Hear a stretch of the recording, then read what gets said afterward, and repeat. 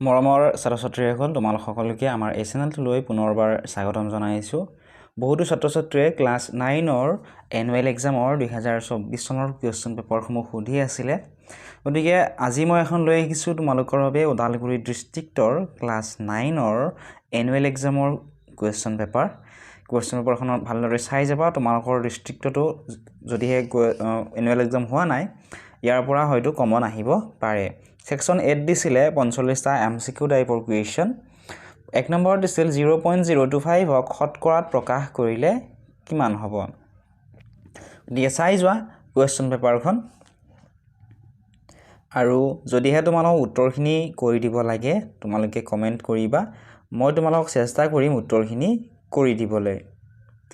আৰু যিসকল ছাত্ৰ-ছাত্ৰীক কুৱেশ্যন পেপাৰসমূহৰ PDF লাগে, তোমালোকে এটা কাম কৰিবা, ডেছক্ৰিপশ্যনত দিয়া লিংকসমূহত ক্লিক কৰি আমাৰ WhatsApp channel, Telegram channel, Facebook page আদিত ফ'ল' কৰি ল'বা। তাত ইয়াৰে PDFসমূহ তোমালোকে পাবা। আৰু যদিহে কিবা অসুবিধা পোৱা কমেণ্ট বক্সত কমেণ্ট কৰি জনাবলৈ নাপাহৰিবা।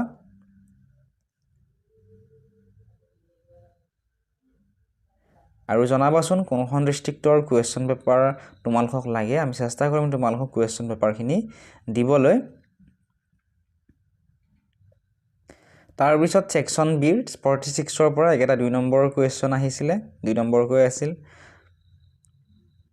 নেক্সট ছেকশ্যন C 50 নম্বৰৰ পৰা এটা আহিছিলে, সৰল কৰিব দিছিল, চিম্প্লিফাই, এটা 3 নম্বৰ কৰি দিছিল।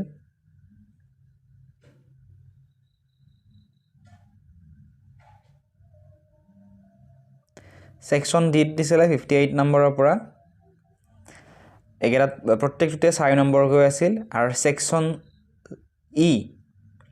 ইত থকা উৎপাদক বিশ্লেষণ কৰা, ইয়াতে তোমালোকক 5 নম্বৰকৈ দিছিল।